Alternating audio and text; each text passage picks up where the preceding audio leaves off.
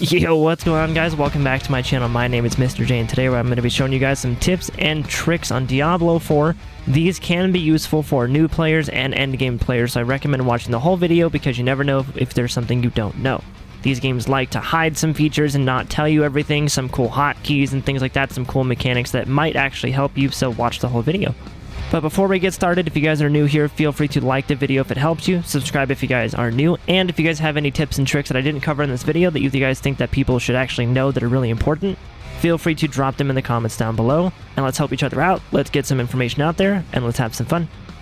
So the first thing that we're going to talk about is how to upgrade your healing potion capacity. So if you guys don't already know, you guys can actually have more than the normal amount, the starting amount of healing potions. As you progress through the game, there are different ways to actually get more healing potions, whether it be exploring the map and doing more activities there.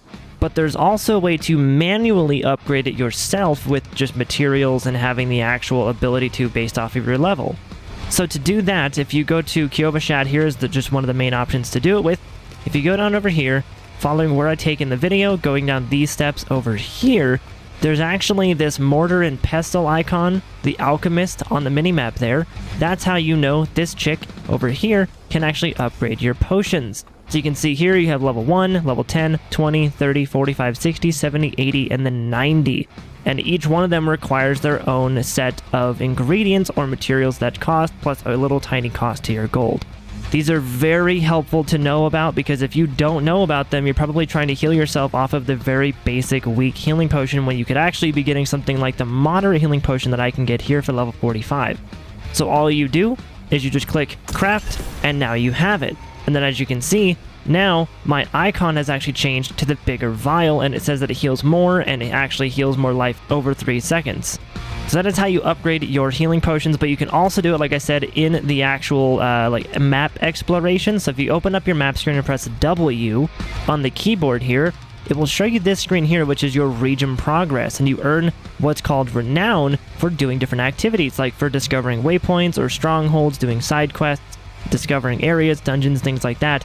But as you can see, one of the renown rewards up here is +1 to potion capacity. And this is what happens for every single area. So no matter what area you go into, if we go over here, and as you can see here in Skosglen, I already have the +1 potion capacity over here. So basically in every sort of region of the world, if you go over here and you press W, you can actually see your progress towards the next potion capacity.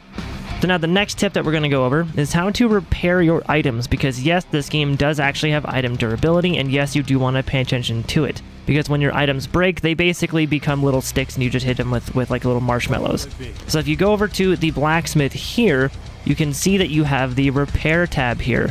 And it's very easy, very simple. It just requires a small bit of gold, and then you just repair all of your items, and now you can see the durability in the bottom right-hand corner of all of your items should now say 100. Whenever it drops to about 30%, I believe, is whenever it starts to notify you that your items are low on durability.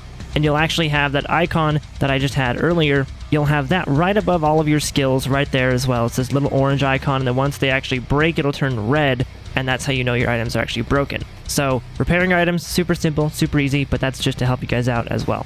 So the next tip that I'm going to go over is actually the advanced tooltips and the advanced comparing, and that allows you to know if an item that you just received is actually a good version of that item, or if you could have gotten a better one. So what I'm referring to is if I hover over my weapon here, you can see all of these extra numbers. So the 120 intelligence says it has a range of 107 to 133, meaning that my 120 intelligence is actually a pretty good roll.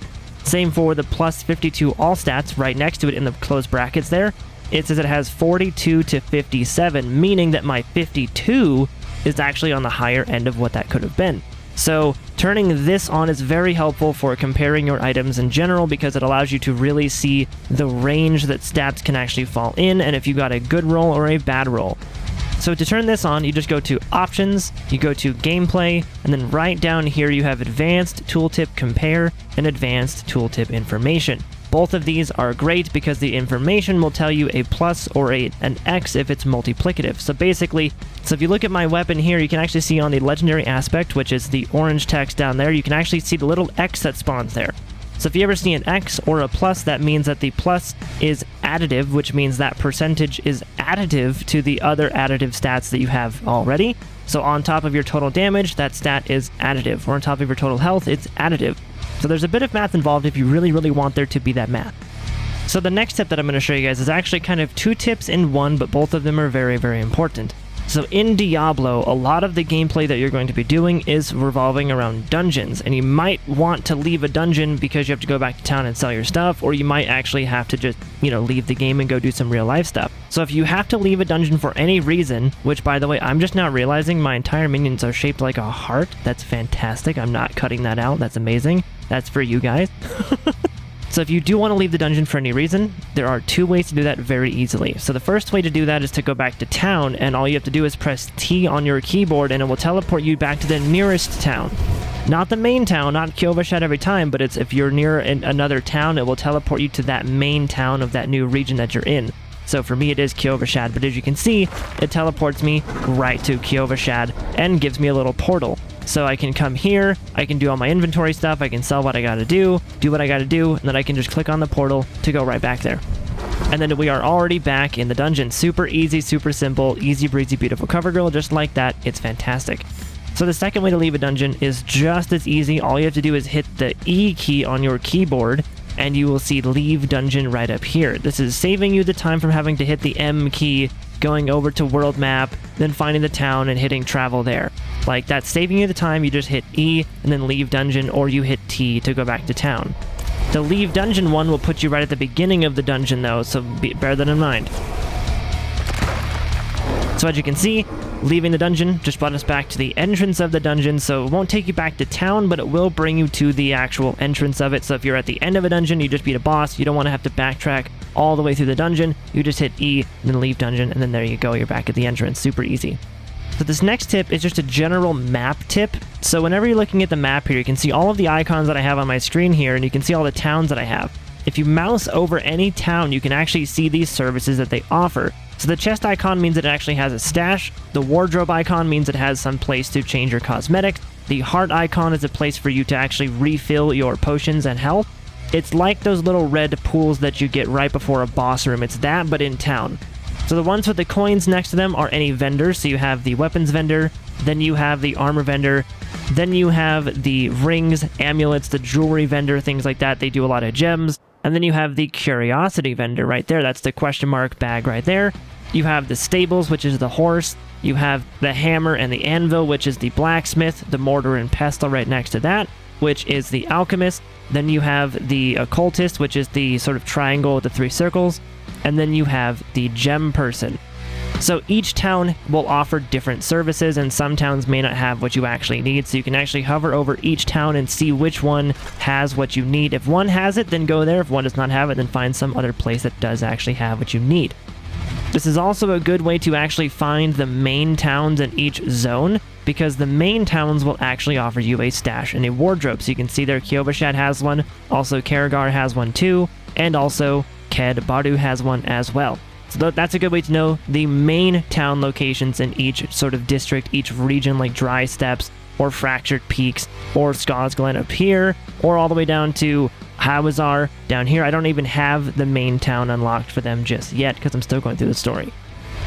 But once you're in the town though, the next sort of tip that I'm going to give you guys is to upgrade your gear at least 2 levels. Of course, once you get to a certain point, if you're like under level 15 or 20, you don't even got to worry about this, but once you get to a certain point in your gear sort of sticking on you longer for like maybe 5, 10 levels or whatever, that's when you actually want to look at upgrading your gear at least 2 levels. And the reason for this is that if we go and take any item and we go ahead and over here, upgrading your items is extremely cheap and will give you some really good benefits, whether it be damage per second or extra armor or +2 to stats or extra cooldown reduction. Whatever stats you have will get a pretty good boost off of just those 2 first levels. This one is only 10 rawhide, I can do 1, and then the next one is only 3 of the superior leather over here with very little gold. So it's very cheap and easy to upgrade your items at least twice. Once you go to the 3rd time, that's when you require veiled crystals, and these are gotten from breaking down rare items, but you don't gotta worry about that right now. But at least all of your items at a certain point should be upgraded at least twice.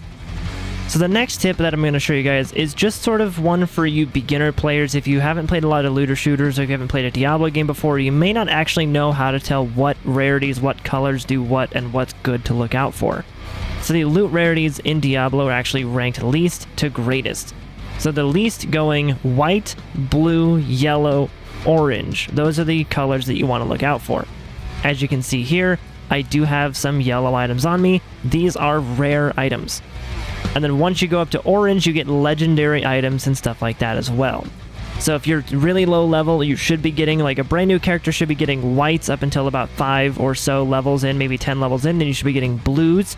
And then once you get to like 10 to 15, you should be getting rough, maybe even like 8 if you get lucky, level 8 or so. You should be getting some yellow, some rare items. And then once you get to about your level 20 to 25 is when you start getting your legendaries to drop. And just so it's out there, it is objectively confirmed that the World Tier 2 versus 1 does not actually give you any more drop chance for any other rarities, doesn't give you better loot, nothing like that. All that the World Tier does for World Tier 2 is it gives you like a little bit more XP and a little bit more gold. So the enemies are more challenging, but you get more XP and more gold to boot. So the last tip that I'm going to show you guys for this video is one that is very, very important, and you may know of it already. If you do not, this is for you. If you already know about this, go ahead and skip this one. This can be the end of the video for you. Thank you very much for watching. Like, subscribe, and enjoy. Thank you for hanging out. But if you don't know what I'm going to talk about here, if you don't know about the stash or the wardrobe, let me show you. So like I mentioned earlier, all of the main towns actually have a stash and a wardrobe. If you would like to find yours in Kyovashad, which is the main town you should be starting out in anyway, you want to head up these stairs, right up above you directly, and then there's your stash, and over here is the wardrobe. So the stash can have 4 separate tabs in it. This is amazing for us hoarders. So you have 4 tabs total to actually store whatever you want. Each tab does get more expensive for gold. I think it's like 500,000 total to unlock each tab, which isn't that bad once you start farming for gear and getting some good gold revenue coming in. But to make it even more special, you can actually edit the tabs. You can name them and then change the icons. So you can actually go through here and they have some colored chests over here. They got some different icons for whatever you would want it to be.